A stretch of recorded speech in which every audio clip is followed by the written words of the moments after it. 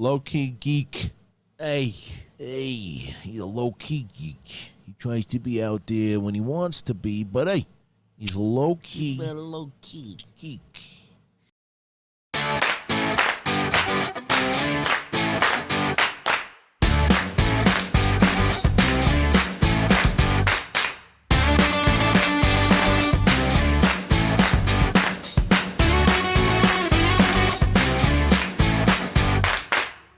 Oh, hey, what's up, guys? It is Friday.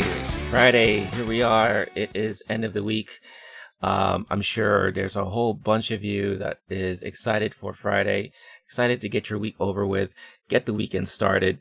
The weather is really nice out there. People are allowed to go out and do some things. So I hope you're getting a chance to enjoy whatever you can. Either end of day today or through the weekend. I know here in New York, we have completed, I guess, our first week of phase 1 of reopening. I can totally tell things are starting to pick up because I see a lot more people out and about in the neighborhood. I'm near kind of a very busy train system that takes people in and out of Long Island. And recently, like in the last couple of months, train activity hasn't been that, active. Totally this week, that totally changed, where I'm hearing a lot more trains in the morning, a lot more trains in the afternoon. So definitely things are happening. So whatever you do, I hope you're going to get a chance to enjoy some of the nice weather, enjoy yourself, enjoy your time with family and friends. But please, as always, make sure you stay safe. And wear that mask and wash your hands. So a lot of fun stuff to talk about today.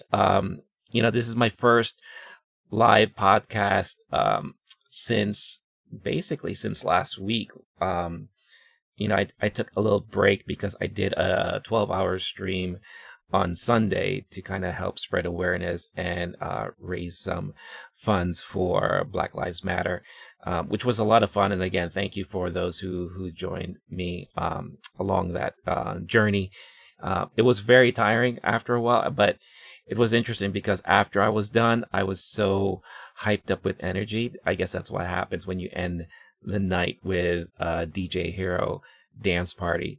So I didn't get to go to sleep right away, but I was pretty much knocked out for the following couple of days. But I'm back in the saddle, back to kick things off. So, like I always say, anytime during the show, if you have a question or a comment, please feel free to throw it in the chat. I'd love to hear from you guys. I'd love to hear, your thoughts and, have a conversation on whatever topic you want to talk about, whether it's something that I bring up here in my list of notes or something that maybe you want to kind of just throw out there. So with all that being said, this morning, after I heard the news that Dave Chappelle dropped a really kind of a surprise special on Netflix, but it's not on Netflix proper itself. It's through the Netflix YouTube channel. And it's under 30 minutes, and apparently he had like this kind of quote unquote concert or performance that was taking place outdoors in Ohio on June 6th, before he started to get on stage and start talking. You could see that where the crowd was sitting, everything was like quarantined off, basically the 6 feet distance to comply with social distancing. Everyone had to wear a mask. They had the infrared speed guns, as I like to call it, to check people's temperature and all that stuff like that. I don't think they were serving drinks. It looks like they were serving, or they had available plastic bottles of water. So they were really taking things seriously there and all that. And then he went on stage, and I wouldn't say this is your typical comedy special, because there was very little comedy. Basically, it was his chance to really talk about his thoughts and feelings about what's happening in the world right now, especially with all the Black Lives Matter protests that happened in the last couple of weeks. So he did have a chance to throw in some jokes in there, but this was really more of a time for Chappelle to really talk about his thoughts and feeling and be more serious about it a little, in a way, but in his Chappelle way. And I thought it was really nice to watch. I always enjoy watching Chappelle. He always has no nonsense, way about seeing the world and talking about things. I do think he is one of the funniest guys out there. And even though there is a lack of full-on comedy here in this special, it's still very interesting to watch, and I really, really enjoyed it. And it's free out there for everyone to watch on YouTube. So if you're interested and you have 30 minutes to spare, check out YouTube's channel, Netflix, the Netflix channel on YouTube, as I'm trying to say, and you can check it out there. It's definitely worth the watch. Also, something that I kind of want to bring up, because for me, this is something that I found really interesting, and I've been following this company for a while now, but there is this company called New Wave Toys. And New Wave Toys, they have been known for doing these mini replicas of arcade machines. They've done one, as you can see here, for Street Fighter. They've done one for Tempest. In the past, I believe they did a Centipede one. That was one of their first ones. They did a Kickstarter to help fund their Dragon's Lair machine. Really good quality stuff. I own a couple of these, to be honest with you, and the quality and they really were able to capture the essence of these arcade machines in a very decent size too. I would say they're like about this big. Full electronics, has HDMI output, so you could output it to your TV screen and all that. So what they started to do is that they started to venture into what they call Replitronics. Replitronics is their homage to old school electronics. So some of the first things that they did was that they came out and they actually did a replica change machine like you would find in the arcades. And what this is, it serves as a USB kind of charging station and power bank. So this is something that if you own some of their machines will really go in nicely with these arcade machines and help power them up through the USB. Really cool thing. And then they did a power bank, a charging power bank that is to look like the old school cassette decks that we all used to carry. Well, not all. I mean, if you're my generation, this was something that was pretty much mandatory for us to have. But again, serves as a portable power bank that you could charge your cell phones with, your tablets, what have you. So very cool stuff that they did, and something that they still have available if it's something that you're interested in. But what they are currently doing is they're currently kickstarting their next addition to this line. And from what it looks like this is the first of a series that they're doing. And basically it's mini boomboxes. Now, if you're a kid of the 80s, if you're a hip hop fan, you all know the boombox is just a staple of the generation, of the culture. And what these mini boomboxes are is that, they serve as portable speakers. So you can connect your devices to it through Bluetooth or USB, and it serves as a portable speaker. So right now, as you can see, there are 5 days left in their campaign. It's been a successful campaign, just like all the other ones that they've had. Their original goal was $75,000. They are now way above it, at above $200,000. But they have some great perks that come along with it. And as you can see, not only are they offering the 40% scale version of the boombox, but they even have a 1x6 play scaled replica that you could probably put along your figures and all that kind of stuff like that. So very, very cool stuff. If you are a fan of old school, anything old school, nostalgia, all that kind of stuff like that, this is something that should definitely be of interest to you. I myself contributed to this Kickstarter campaign, and I think it is fantastic. Now, since they have been able to surpass a lot of their goals, that just means that they've unlocked additional perks along with it. So as you can see, a lot of the functionality, the cassette deck in front of the boombox does open up. So as one of the additional perks that they've done is that everyone who purchases one of these will now get a mini replica cassette tape to insert in there, just to make it feel more authentic. Kind of, again, make it feel like it's just like the old boom boxes back in the day. As you can see here, it does connect through Bluetooth, so you could connect anything there through Bluetooth. USB port in the back, 3x5mm auxiliary port, and you have the USB-C port at the back there too. Even the back compartment opens up to, contain the USB cable and all that. And as you can see here, it looks like this is going to be a series of boom boxes that they're planning to throw out there. So this is the first foray into that, and just by the look of it, it looks like this is something that they are going to be able to continue moving forward with. But yeah, I just want to show you guys kind of like the perks that they've opened up here, because of them surpassing their original goals. But they've surpassed 3 of their goals already. So 1, the mini cassette accessory that will now come with every purchase. 2, it will now come with a soft carrying case.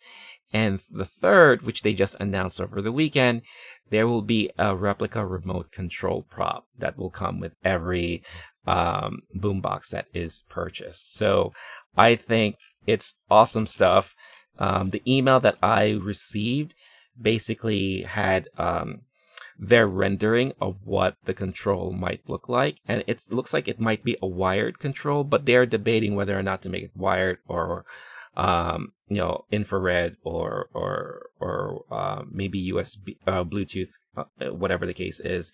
But if you remember these back in the day, it was very simple, plain Jane stuff where you could hit play, fast forward, rewind, all that stuff like that.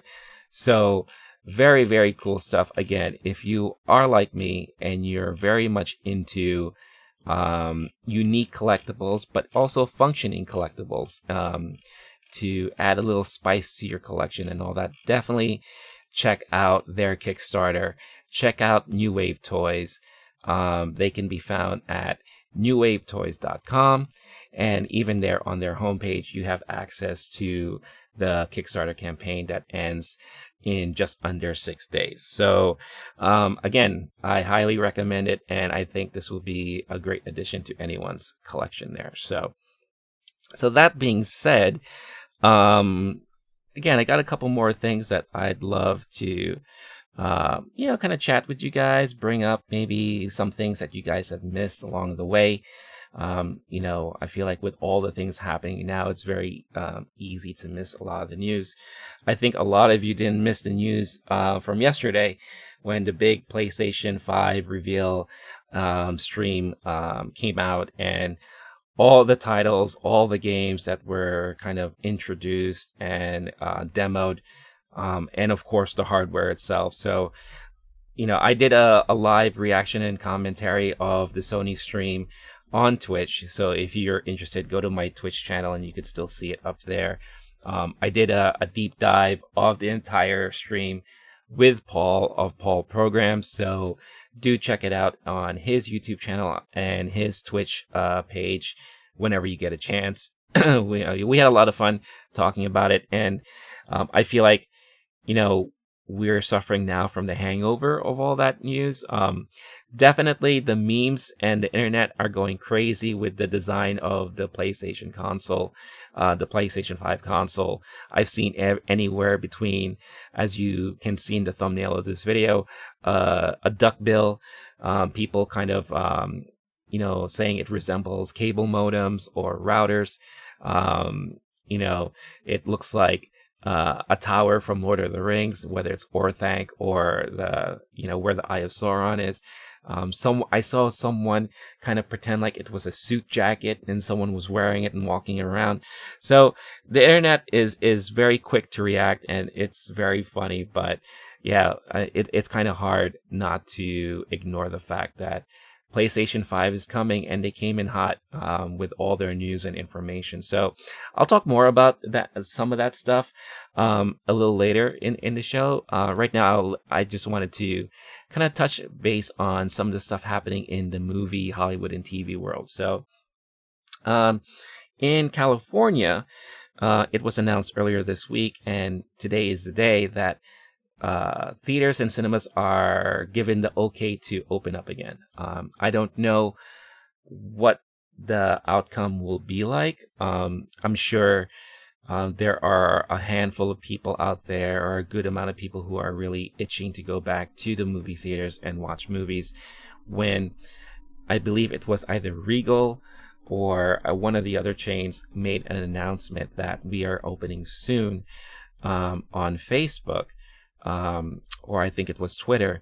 I saw a lot of the comments, and believe it or not, 9 times out of 10, people are saying they cannot wait to go to the theater, and it doesn't sound like they're hesitant on, the potentials of maybe getting sick or whatever the case is. So it'll be interesting to see once the movies really start rolling out in July. Right now, I think what the theaters are doing is that they're showing older movies to kind of get people back into theaters. I think I saw some theaters showing maybe Back to the Future, or Goonies or Gremlins. I'm seeing a lot of old movies that they maybe have access to, or something that they can easily throw up on the digital projector and things like that. So it's going to be really interesting to see what effect that has on whatever box office we're going to be looking at for the next couple of weeks, but only time will tell. Also, along with that, in the state of California, they also gave film and TV production studios the okay to resume this week too. So I didn't see any particular productions that kind of stood out during this announcement, but I'm sure within the next couple of weeks we are going to see which productions are back at it and filming and up and running again. So again, we're slowly getting things back to, well, the new normal, as I would say, but also still have to be cautious, because there's also new reports that there have been increases of infections and hospital visits. So we'll see how that all plays out. But moving along here, the big news in my mind when it comes to movies is we got to see our first look at the Bill and Ted Face the Music teaser trailer, and it did put a big smile on my face. Just to see Keanu and Alex back in their roles that they've made famous such a long time ago. The thing that really stood out was that it does look like they're still maintaining the same tone, which is great. And it looks like they're just enjoying themselves right now. It doesn't look like, they don't look like they're parroting themselves at all. It looks like they are just in it for the role that they love and that they help create. You do see a glimpse of Death coming back, which is also awesome. And then you get to see some of the new characters, all that. The one thing that is severely missing, though, is George Carlin, and it's unfortunate that he cannot be around to reprise his role of Rufus. But I'm pretty sure we're going to get surprised by a lot of characters from past movies. The one thing I also find hilarious, and it's something that I kind of call the Nutty Professor syndrome, where there's always a need to play another character by putting on a whole bunch of makeup. And, Alex Winter is definitely someone who kind of falls within that bucket with a lot of stuff that he does, especially when it comes to Bill and Ted. And it looks like there is another part of that where, you see a future or alternate reality of themselves all buffed up in jail, looking all diesel and all that kind of stuff like that. But the funny part is that he has Keanu doing it too. So I think that's going to be pretty hilarious, but it just looks like a movie that's going to be fun. It won't take itself too seriously. I don't know how well it's going to do in the box office, but it's just fun to kind of see these characters back again. So I'm sure you've already seen it by now, but if you haven't, definitely check it out, especially if you're a fan of the last two Bill and Ted movies, So some other big news that kind of hit during the week was that, HBO Max is getting a lot of bad press lately. First, their launch that happened last week, I believe it was, or 2 weeks ago, was kind of botched because, one, they didn't really make it clear how you will be able to get access to it. It was still being called HBO Now in a lot of platforms. There were still uncertainties as to what was going to be available during launch. So there was, also not being able to access it through like Amazon the Fire Stick, or I think even some Roku devices, you weren't able to get it. So there was a lot of they were calling it a botched launch, which I don't really necessarily agree with, but obviously a lot of things happening there. But now a lot of fallout because of a lot of things that are happening recently. One of which is something that I totally understand, and that is HBO Max decided to drop Gone with the Wind from their library for the moment. And if you've watched this movie, this is definitely a movie that is a product of its time. I believe it came out in the 30s. Still, by far, if you account for inflation, this is still considered to be the number one top grossing movie of all time. I don't think that's ever going to go away, if you count for inflation and all that kind of stuff like that. But so they decided to take it down, especially with the current political climate out there. Obviously, again, if you've seen the movie, you know why. There is, this was during a time when Hollywood really didn't depict, the Black community very well. There was a very prominent servant in the movie that, kind of spoke in the very stereotypical way of like the South and during the times of slavery and all that. So it's understandable that they decided to take it down temporarily. The reason why they wanted to take it down is because they are planning to bring it back still in its original form, fully restored, but with a piece to go alongside with it in the beginning that kind of helps explain the time that this movie came out, and to talk about how things have changed since then, and kind of like the landscape of Hollywood at that time, and kind of create a conversation as to why certain characters are depicted in certain ways. And I think that's like a very smart thing to do, regardless of those particular instances. The movie is still a classic movie, and it should be seen by everybody. But it's interesting too, because the moment that they took it down, people were assuming that it was never going to be available digitally again. So what did they do? They went ahead and started buying DVD copies, Blu-ray copies, just out of nowhere. And sales of Gone with the Wind on DVD has skyrocketed since then. I believe at one point it was the number one best-selling DVD on Amazon for a couple of days. I think the Blu-ray came in at number 6, and some sort of special limited edition came in at number 8 or something like that. But people were stocking up on physical copies of the movie. But rest assured, it is going to come back. It's going to come back in a proper form with a proper discussion piece in the beginning of it. So, if you haven't seen the movie yet, and you don't mind going backwards and watching older movies, I highly recommend it. It's long. I believe it's like over 3 hours long. And at that time, that was unheard of too. But it's definitely worth checking out. It is still a classic. So in other HBO Max news, again, controversial, we came to find out that a good portion of the DC movies that are now available on HBO Max are going away in July.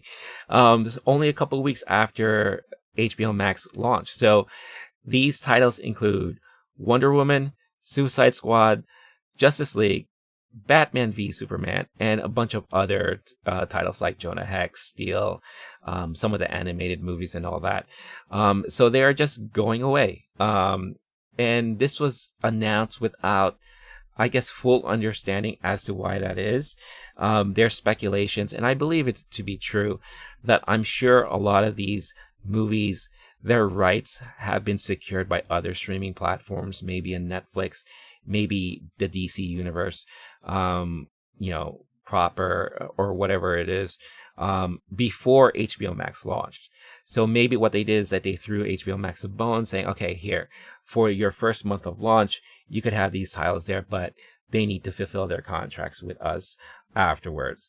So HBO Max did say that these removals are just temporary, and there are going to be additional DC titles coming in and will be available on the HBO Max platform, and it'll be within the rotation. So just like how Netflix will occasionally remove titles and series from their platform, and then maybe later on down the line they will reinsert them, this sounds like this might be the case for the time being until they can secure something more solid for their viewership.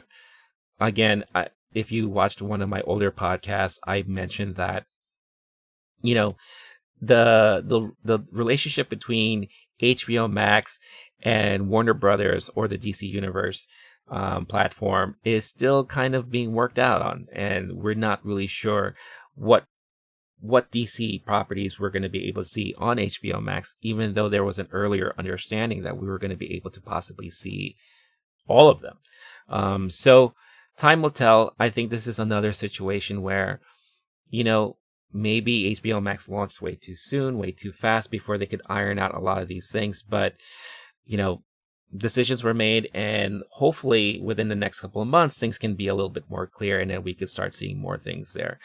But I guess in one bit of good news, that on the HBO Max front, is that the number one watched piece of content on there is the new Looney Tunes reboot, which is surprising, but then not surprising. I guess, when you have access to all the Harry Potter movies, all the Lord of the Rings movies, a lot of these great DC titles and Warner Brothers titles, the classic movies, the Fresh Prince of Bel-Air, now you could watch all the seasons of that.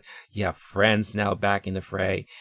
People wanted to watch the new Looney Tunes cartoons, and that makes me extremely happy, being a big fan of, the Looney Tunes cartoons of the past and of the present, because I did actually enjoy these new episodes. So yeah, it looks like I wasn't alone, and there was a whole bunch of you out there that really, really enjoyed watching these things. So at least there is a silver lining there within the HBO Max world. So hopefully what they can do is use this, and hopefully they can produce newer episodes of the cartoon. I believe there are going to be some new episodes coming out in July and August, or sometime in between. So, keep an eye on that, and I'm sure you'll hear it from me. And whenever those new episodes are coming out, I will do a proper review of them. So moving on to additional Hollywood news here.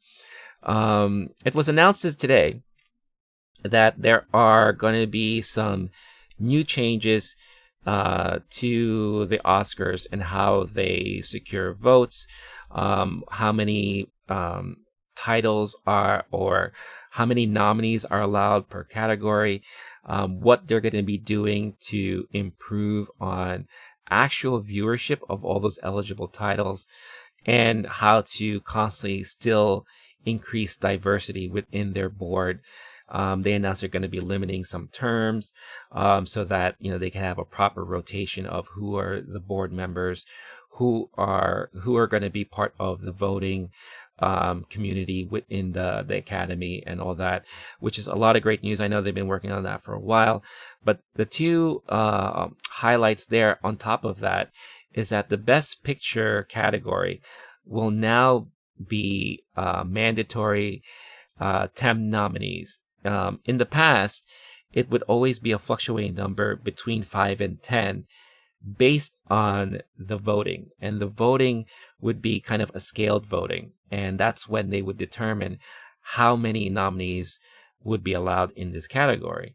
The minimum is 5, and you can get as high as 10. But certain years, we would see maybe 6, 8, sometimes the full 10. But now it's going to be a mandatory 10 nominees. This will allow for more properties and movies to get full attention and proper attention so that everything can be included. I personally think this should be spread out more to other categories because like Best Actor and Actress, sometimes it could be too limiting. There could be a bunch of great performances throughout the year, and because of the limitations, those performances are not going to be recognized. So we'll see if this is just maybe a baby step, but I think this is a good step here. And then to help make sure that there's proper viewership with a lot of these titles, especially when you have a full year of movies. You could have a really amazing movie come out in March, but then there's going to be a huge amount of movies, as like, we kind of call it the Oscar season, where a lot of these Oscar kind of Oscar bait movies come out later in the year.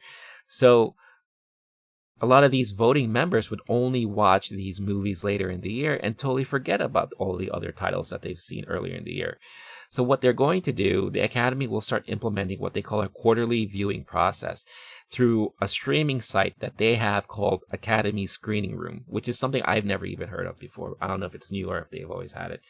But what they're going to do is they're going to make it mandatory that there's going to be this quarterly viewing process so that it will make it possible for members to view films released all year round and help level the playing field to ensure that all the eligible films are seen by voting members. It's been kind of reported and leaked out there that there's a lot of voting members who don't get to see a lot of these movies, so they will only favorite the ones that they saw themselves, or if someone told them that, oh, this is a great movie, you should vote on that. Or they will go down the list and just kind of pick out names that they see that look familiar. Or if they have a certain actors, actresses, or directors that they personally like, maybe that's something that they will kind of vote on, even though they've never seen the movie. So they're trying their best to fix things.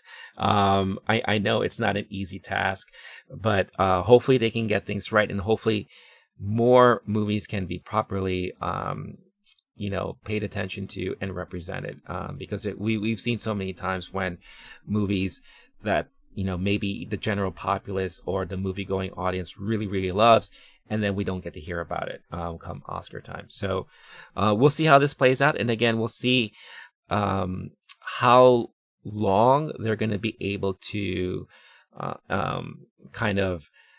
wait on making sure that movies like the Netflix movies or the Amazon movies can also be included in a lot of these nominations. I know for next year's Oscars they will be, because obviously of the current pandemic and everything.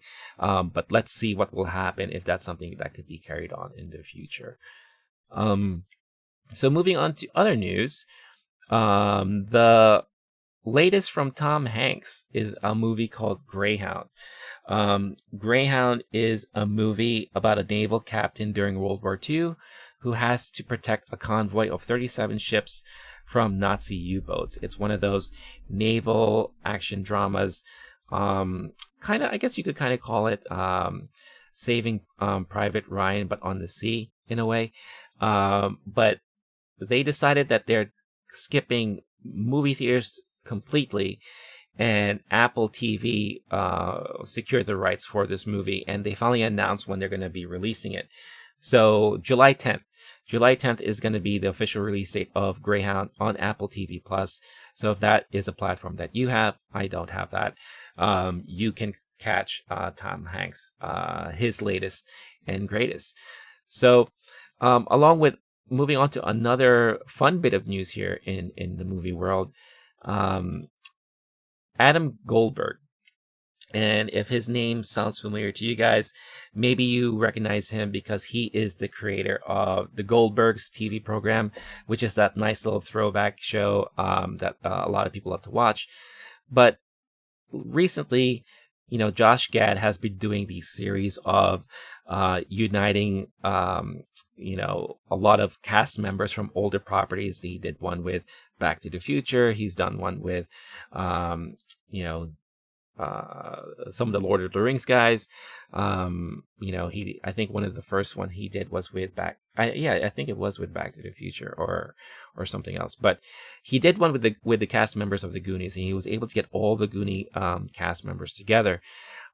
So to kind of jump on that whole bandwagon, Adam Goldberg tweeted out that to rival Josh Gad as ultimate fan of the Goonies, basically, he mentioned that for the last 9 years, he's been secretly writing a sequel to the movie.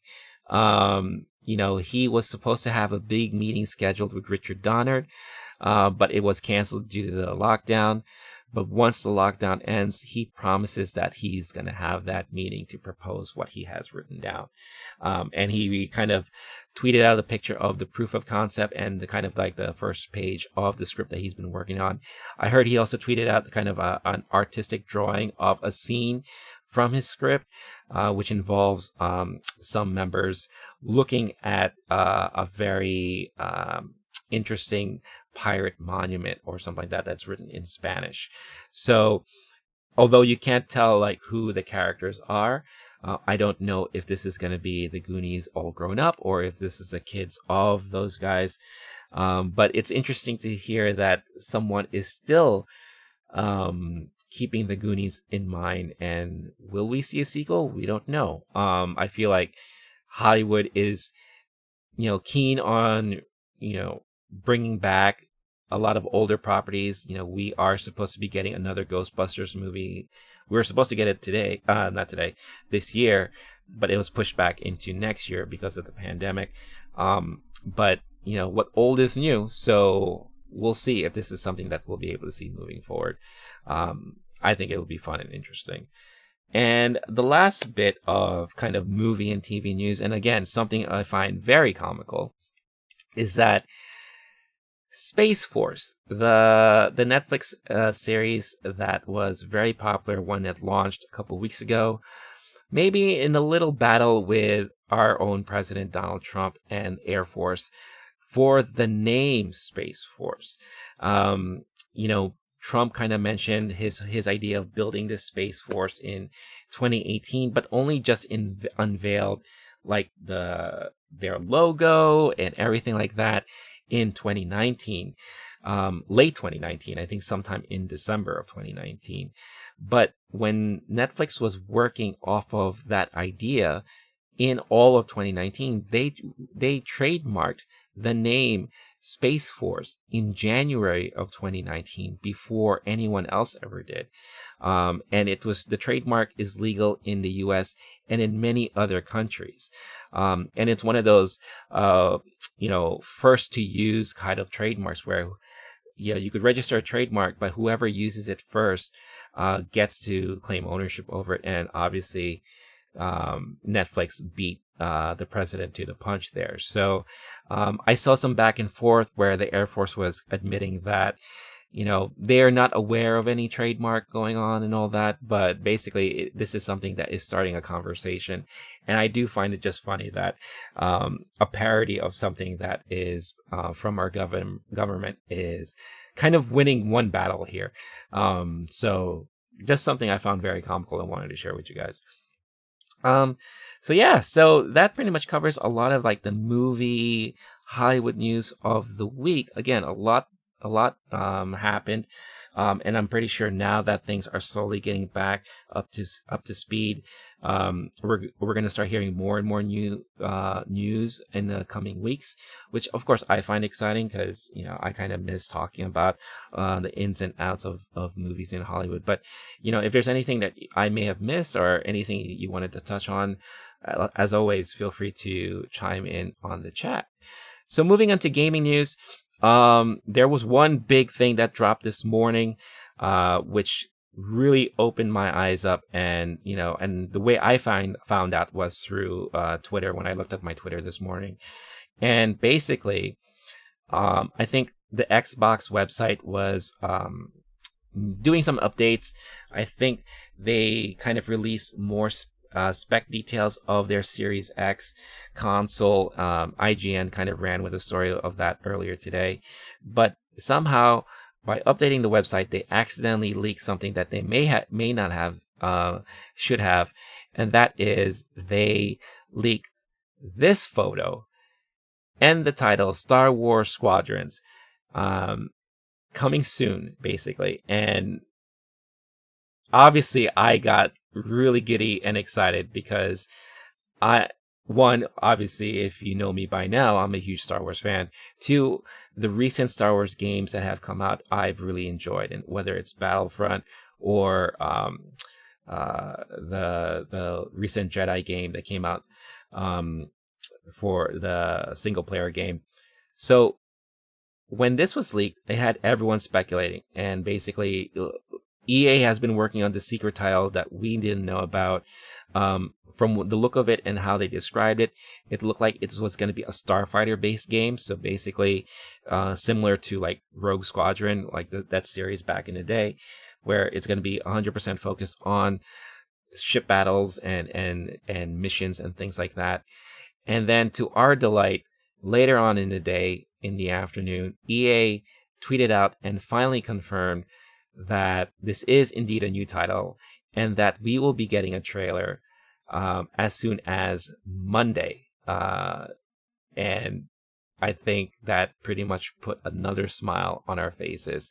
So, and I just want to quickly fact check that too, because on my notes I have a different date written down, but I will do this along with you guys, because again, I'm extremely excited. I am so curious as to what this is going to look like. How long have they been working on this? It's something that is just, kind of threw us all a loop, especially with all the announcements happening recently. But yes, Monday, June 15th at 8 a.m. Pacific time, the new trailer for Star Wars Squadrons, the new EA game that they've been working on, will be released. So we'll get to see first footage of that game. Hopefully, I don't know if we're going to see gameplay, but at least I want to see what, kind of the story points are going to be looking like, and who are you going to be playing, who's involved, can you play both sides? I think that would be really awesome. And yeah, I'm 100% excited about it, and I can't wait to see it and then discuss it with all of you guys. But moving forward, now, like I mentioned at the top of the show, big news yesterday with the PS5, PlayStation 5 kind of game reveals and hardware reveal. And of course, at the start of the stream, one of the first things that they showed that really, gave me that good punch in the face and kind of made me all excited like I was 12 again, was that we got a glimpse of the new Miles Morales game coming out this holiday season. We don't know if it's going to be in conjunction with the actual launch date of the PlayStation 5, or maybe it'll come out a couple of weeks afterwards. But still, it's coming out this year. It looks, from what they showed, it looks fantastic. And it was confirmed today that this is indeed going to be a standalone game, but not a sequel to the last Spider-Man game. So basically, they're going to be treating it kind of like as a separate one-shot game, just like, Uncharted, Lost Legacy did, and there were other titles there were other franchises that kind of did the same thing. But this is going to be a one-shot game, not a sequel, but still a standalone adventure on its own. So I think that's going to be great. We don't know if they're going to, within this game, they're going to be introducing newer characters, or if this is going to lead into the eventual sequel of the first Spider-Man game. So we'll see. Obviously, very excited to check it out. What we saw was amazing, but we did see a good amount of trailer-like footage. I would love to see more gameplay for sure. And, in the upcoming months, I'm pretty sure we're going to be able to see a lot of that. So 100% excited about it, and I can't wait. Moving on, a game that I've been enjoying playing on Twitch a lot recently, because it's something I can get in, get out, Don't have to take it too seriously. I could play with anybody, and that is Predator Hunting Grounds. So Predator Hunting Grounds, surprisingly enough, has been releasing a lot of downloadable content, whether it's free or paid. So today they announced that there are going to be new updates to Predator Hunting Grounds, which includes additional customization options, the ability to now unlock Dutch's QR5 hammerhead rifle and his infamous knife. Last month they released a paid DLC where you could actually download him to play, so that you have Arnold with all the newly recorded Arnold Schwarzenegger voices, so you can play Dutch within the game. So now they'll give you the opportunity to unlock his weapon set so that everyone can use them. They've also increased the level cap to 150. I had no idea people were getting close to this level cap. Apparently there was a whole slew of players who already hit level 100, and that's why this conversation started happening. But apparently when you do reach certain milestones like this, these players are awarded with whether it's new armor or new classes. So when they do hit the 150 mark for this time around, they will be rewarded with additional Predator armor and a new Predator class, which I think is like an Elder Predator or something like that. But then later this month, they also announced that the next paid DLC that will drop will give us another new in-game playable character. Last month we got Dutch. This month we're going to get a new Samurai Predator. So basically it's a Predator that's kind of decked out in kind of pseudo samurai gear. So if you're willing to pay for it, and you do have the chance to play as the Predator, those queue lines for Predator play is still long. From what I recall, it's still 6 minutes and on. But if you have a chance and you have the patience, then that could be something fun for you guys. But it's just nice to see that they are keeping this game fresh. And, apparently people are loving, they love to play it just like I do. Hopefully I can get some of my buds to play along with me. I know one of you bought it, and we're just waiting to, find the right time to play it together. So that's Predator Hunting Grounds there. Now, I kind of spoiled what I wanted to talk about before, and that's Last of Us 2. So today, between yesterday and today, The Last of Us 2, the reviews have started coming out. A lot of outlets have been kind of publishing their reviews. I have not read any of them because I don't want to be spoiled at all. But what I would do is I would read the title, or read like maybe the first sentence or whatever the case is. But basically, all the reviews have been stunning, amazing. IGN called it a masterpiece, and even gave it a 10 out of a 10 rating. So it's getting high praises all across the board, which I'm not surprised at. I mean, if you are familiar with the first game and you played it, you can understand why.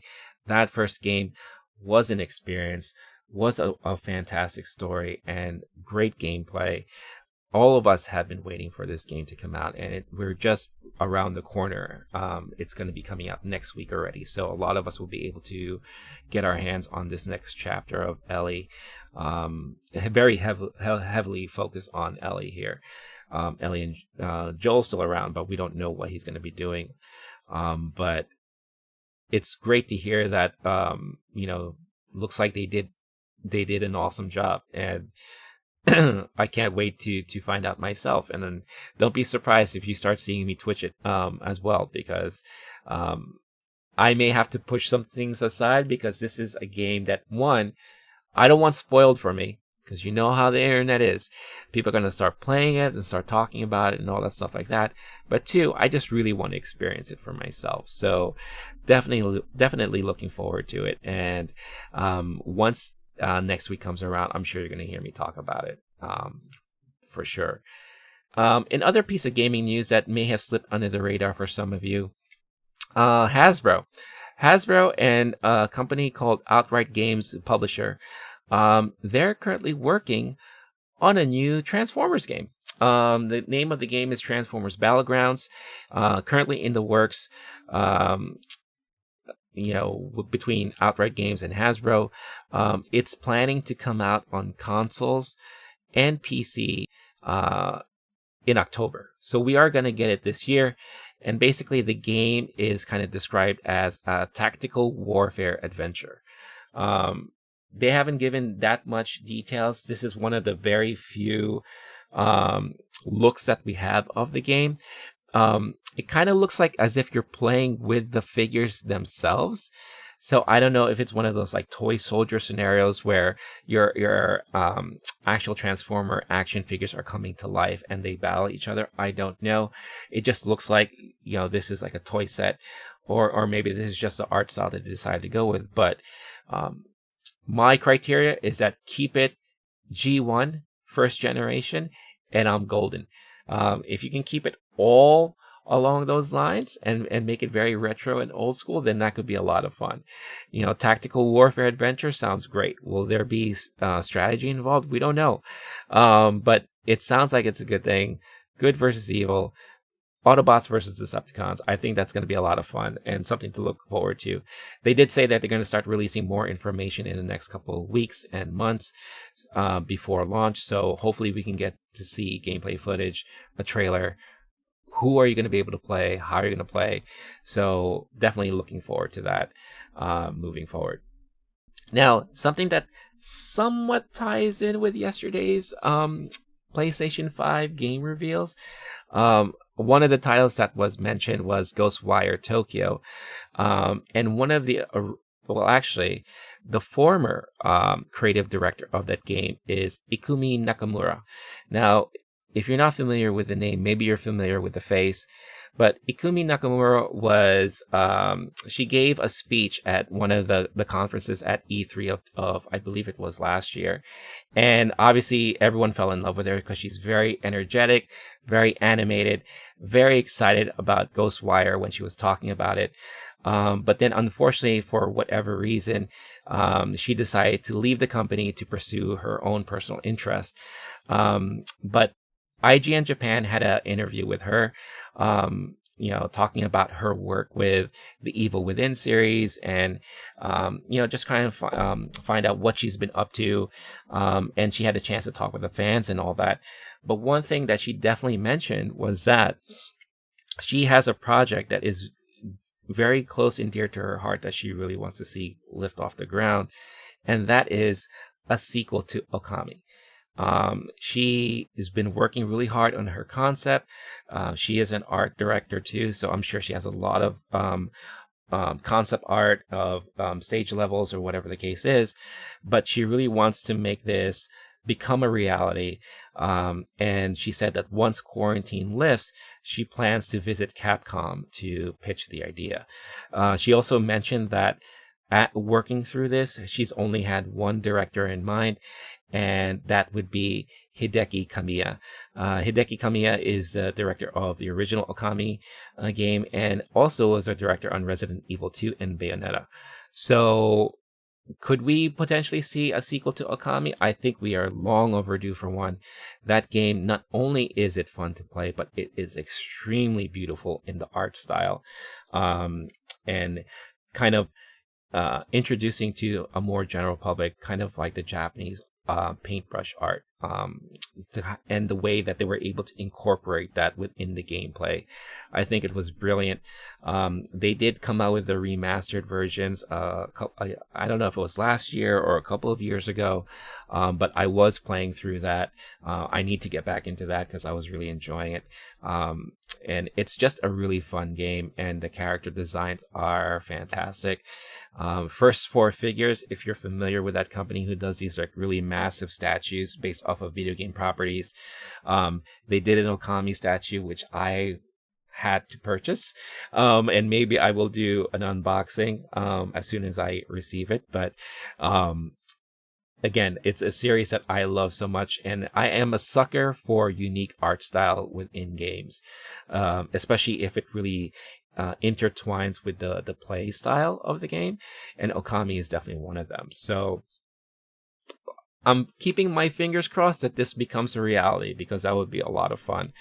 But yeah, again, I'm not going to talk too much about the PlayStation 5 stuff, because there's a lot of different ways you could hear about my thoughts, whether you go to my Twitch channel, or you check out Paul from Paul Programs. We did a Nerds to Men kind of breakdown. Nerds to Men is our weekly show that we do every Wednesday nights at 10 p.m. Eastern. But yeah, let's just say that I thought the conference was handled brilliantly.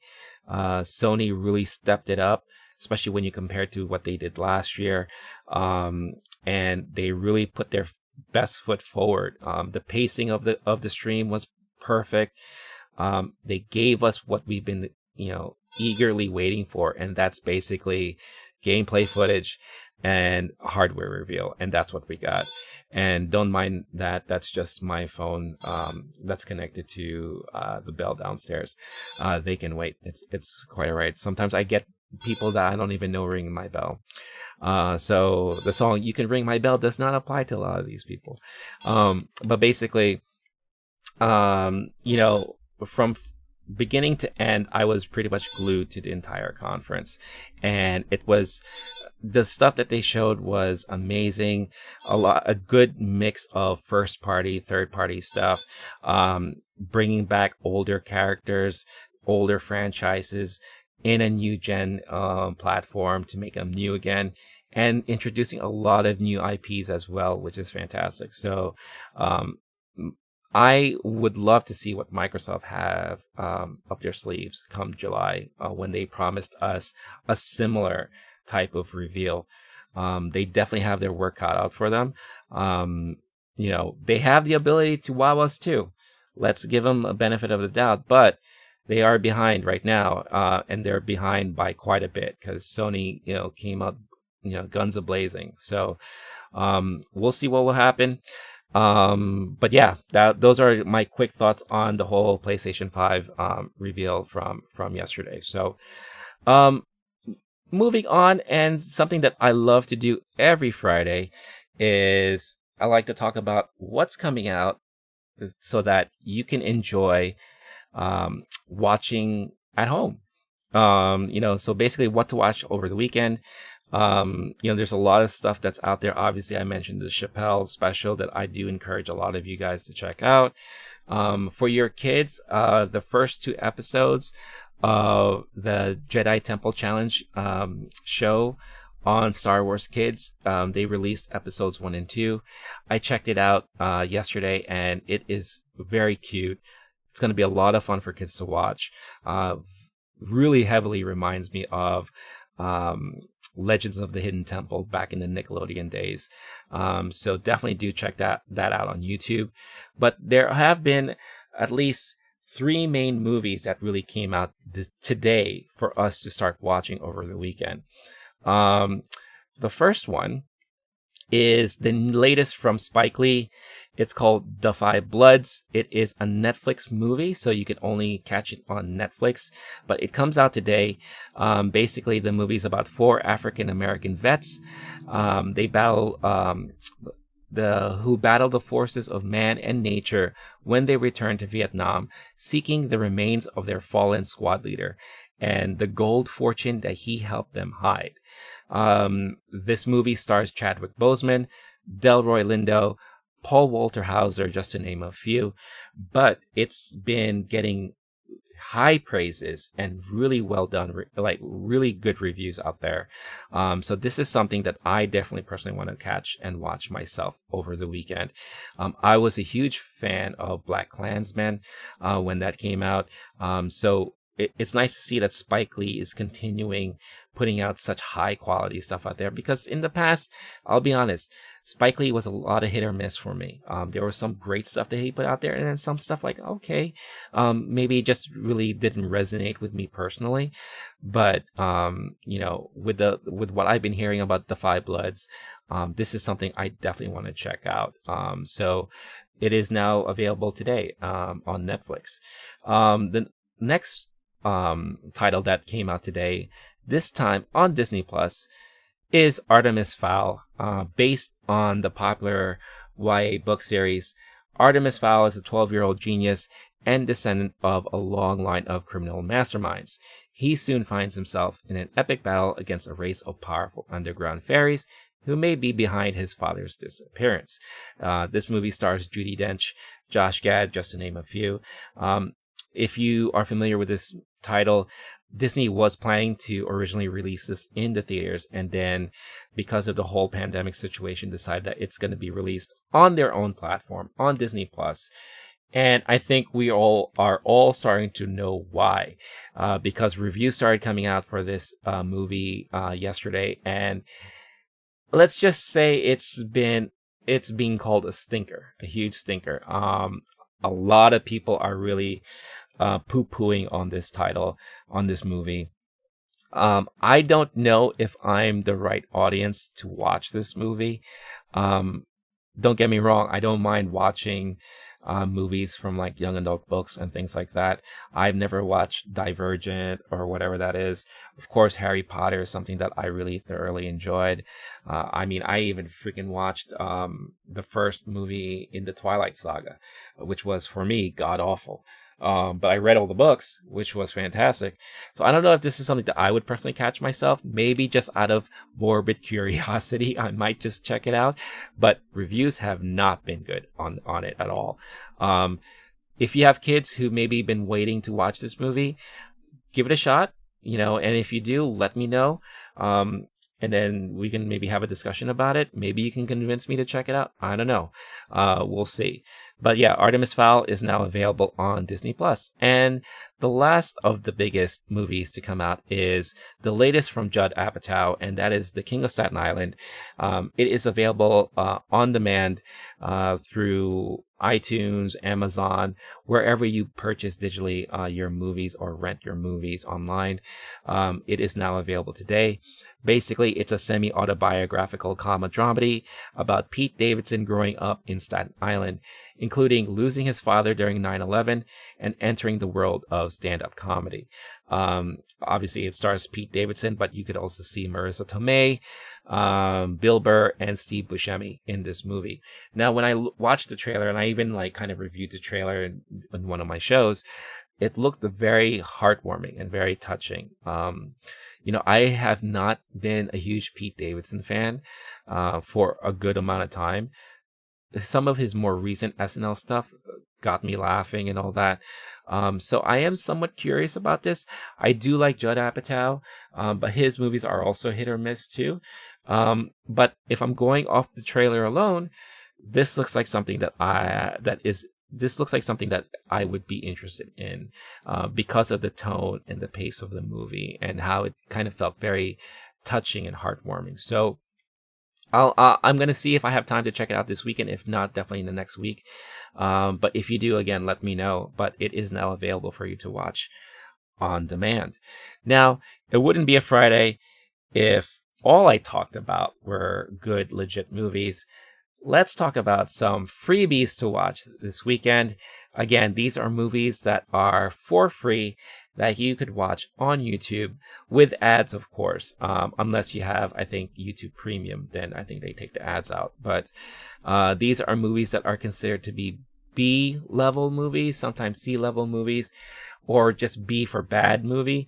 I like to kind of throw in some nostalgic movies in there, like maybe from the 80s that is free to watch too. They may be bad to some, but maybe they were good for me.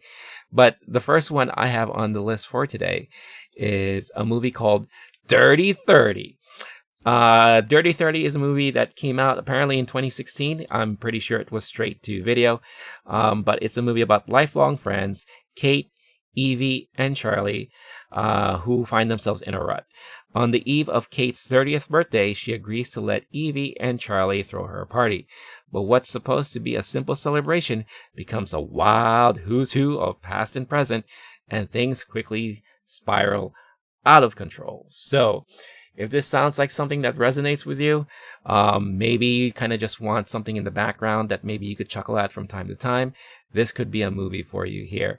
And with any of these movies that I bring up, if you do watch them, if you do have the curiosity and check them out, please let me know. Chime in on the chat and tell me about it, or DM me directly and convince me to let me know if this is a movie that I should be checking out myself. I would be interested to hear your thoughts on it.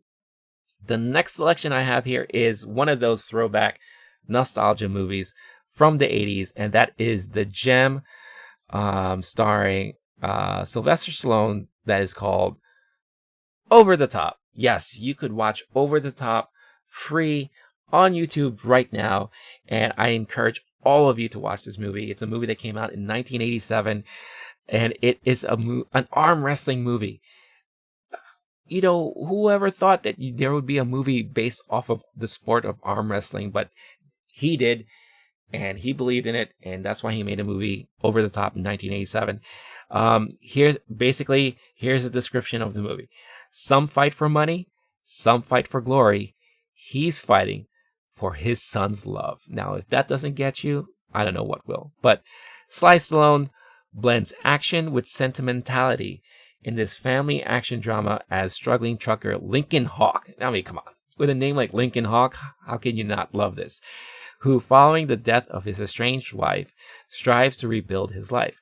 Although he tries to make amends with the son he left years earlier, the boy wants little to do with his father until Lincoln enters the National Arm Wrestling Competition in Las Vegas. Come on. If that doesn't scream, watch me now. How I don't know. I don't want to talk to you. Come on. This is something you have to check out. Stallone did co-write this, and he also co-wrote the screenplay. So I recommend you guys to check this out. I remember watching this when I was younger, and I loved it. This is something that you can watch with kids. I would say probably starting at the age of maybe between 8 or 10 or something like that. Again, since it involves a father trying to win the love of his son, maybe this could resonate with some of you out there. But it's a classic in my book, so definitely check it out. And if you do, let me know. But the last one on my list here, again, this is something really more towards the kids and families, and that is a movie called not Robot Overlords. What are you talking about? Ace the Case. Ace the Case is Ace the Case. Sorry, I should give the full title its glory. Ace the Case, Manhattan Mystery. This is a movie that came out apparently in 2016. It stars Susan Sarandon and a couple of other people. But basically, it's while her mother is away on business, a young girl home alone with her older brother witnesses her neighbor's kidnapping, but no one believes her. So she takes matters into her own hands, putting her life at risk to save her neighbor. It looks like another movie with like children hijinks and all that stuff like that. But yeah, if you're looking for something to watch with the family, if you lost a bet, or if the kids are dying for something new because they watched everything else, maybe this is something that you could give a shot. You don't have to spend any money on it. It's free to watch on YouTube with ads. So those are my picks for the weekend. I think I was supposed to be talking about Robot Overlords, but you know what? I'll save that for next weekend. But yeah, like always, if you catch any of these movies, do let me know. Let's have a conversation about them. Convince me if I should watch any of these movies. But the movies I am definitely 100% planning to watch are Defy Bloods and The King of Staten Island. And what I'm going to be doing more sooner than later is I'm going to be putting a lot of my reviews on the YouTube channel. I'm going to try to keep them short and sweet, give you my 2 cents on what I think about these movies. And I think I just came up with the name 2 Cent Reviews. So check that out. Also, starting next week, notice I didn't really talk much about Japanese culture and all that. It is something that is very dear to my heart, but every week I feel like there's a lot of news to talk about when it comes to Japanese culture, pop culture. So I felt like I was doing it kind of a disservice to just include it in my live podcast, because I may only talk about a few and for short periods of time. And I don't know if you guys are 100% interested in that stuff either. So starting next week, what I'm going to do is I'm creating a new video series just solely focused on Japanese pop culture. And it's going to be called, get ready for this, Japan Wow Now. Japan Wow Now is going to be a new video series that will talk about purely Japanese pop culture, and it'll be a weekly short form video series that I will be uploading up on the YouTube channel. So as soon as it's available, at least the first episode is available, I'll definitely let you know when that time comes, so that you guys can hopefully check it out and let me know what you think about it. But I will leave you with one bit of Asian flair here, and this is not from Japan. This is actually from Korea. They were one of the first ones to kind of start up televised sports once again, with baseball season coming into fruition. But one of the things that they wanted to do is that they are televising these baseball matches, these baseball games, without an audience. But the players have expressed that it felt kind of weird playing in such an empty arena. So what a lot of these stadiums are doing is that they're filling seats with, get ready, Pokemon dolls. Or not just only Pokemon dolls, but any dolls. So basically you can see plush dolls in the seats, occupying the seats here, giving a sense of an audience that's watching these games. I think they are primarily focusing on maybe the first 10 rows, especially behind home plate, to kind of give that sense like these people are playing in front of a crowd.